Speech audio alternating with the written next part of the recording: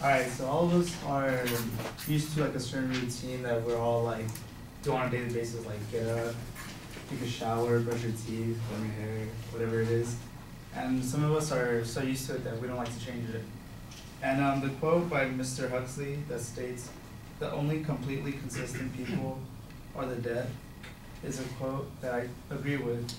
And I believe what he's trying to say is that people who like keep the same routine and don't change anything up in their life are the ones who are kind of like miserable. Well, not miserable, but like they feel better to do a change once in a while. And the main points I'm talking about is how that affects you in work, school, and life. And my first point, work. If you're consistent, like let's say you're the type of person who comes late to work for whatever reason, and you keep doing it and doing it, once in to one point, like they're gonna fire you. Like an example, I worked as a stalker at Macy's in the back, and there was this guy. He was my age, and I think he was a stoner because he always come with his eyes red and stuff. But like he would always come late, and like the managers always tell him stuff, and he would never listen. He would always be like, "Oh yeah, I'm sorry, or just traffic or an excuse." But he would always come like around 2 minutes late, and the manager didn't like it. And then after that, he got fired. And in school, if you have the same routine, such as being someone who procrastinates, it can really affect you bad, and you just keep doing that routine over and over, procrastinating, like finishing assignments late and not getting them done like a week before when you could have done it and had all the time. Such as like when I had to do, I think it was the last speech, I did it really last minute. I did it like 2 days before, and I didn't have that much time to prepare. So I was kind of nervous, and I was like, I don't know what to say, and I mumbled a lot in that speech. And so that's one example of how school could affect you from being consistent and keep doing the same routine. And in life as well, let's say you have a certain time you nap, like I do. I nap like at 2 in the afternoon. And it always affects my schedule because then I don't like, I could be doing something else like working out or going out with my friends or something more productive with my life instead of like taking that nap.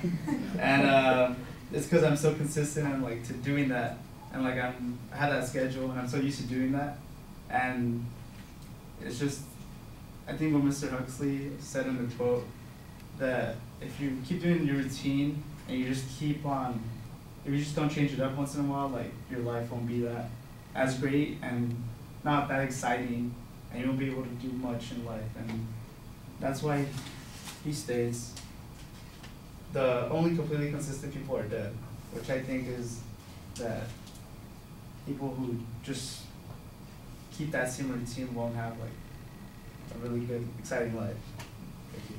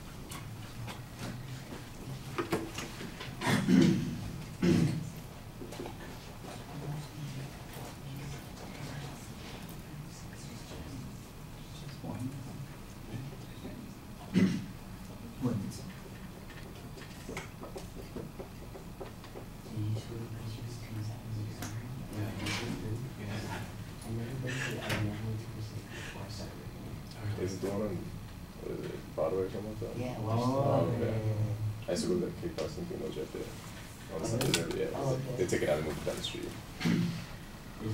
All right. I like the example that you have at the beginning. There's a tie into the topic that's reasonable. Your point of view is a little ambiguous when you get started, but I thought that the supporting structure and the ideas that you came up with, they worked for what you're doing. So I think you're working within a reasonable zone with the topic material and the supporting structure that you've got. The examples are okay. I thought your first one was pretty solid, as a matter of fact. At the end, I think, excuse me, at the conclusion of the speech, you sound a little defeated right at the exit. It's like, I was doing so well, and then I just couldn't quite figure out the graceful way to get done here. And I thought that's too bad, because you did a pretty solid job with the content kinds of issues that you're talking about. And I think part of the problem is that you had that kind of ambiguous thesis to begin with. You knew what you wanted to say when it came to the content, but how does it fit with the topic that I've got, and what's the point that I'm trying to make? And then you're struggling to find it again at the end, and that's, I think, what undermines you a little bit. Presentation issues.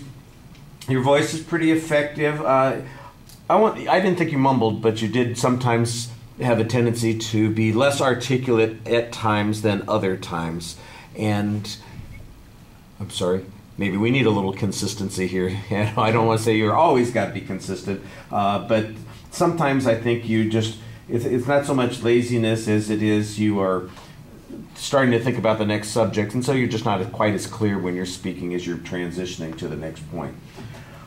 The two places that I think you need to really be paying attention to, your gestures, because they look nervous. Instead of being indicators or something that's always connected with you, it's just like you got the hands moving a little too much.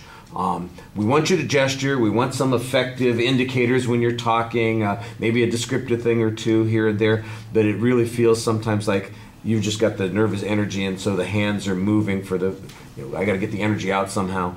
And then the same thing with your posture and your foot movement. That's where all of your anxiety seems to be. You just don't seem to be able to settle down, and you're kind of not quite circling, but kind of rotating on an axis, so to speak. So it looks a little bit awkward. I think you'll notice it when you watch on the video. You may not understand what I'm talking about right now, because what the hell is he talking about? But when you watch, I think you'll kind of see how you've got this little kind of circle thing that you do when you're moving, and it looks awkward, and it's clear that that's just nervous energy that's coming out. It's not really a deliberate part of your speaking, it's just anxiety that's popping out there. All right, thank you.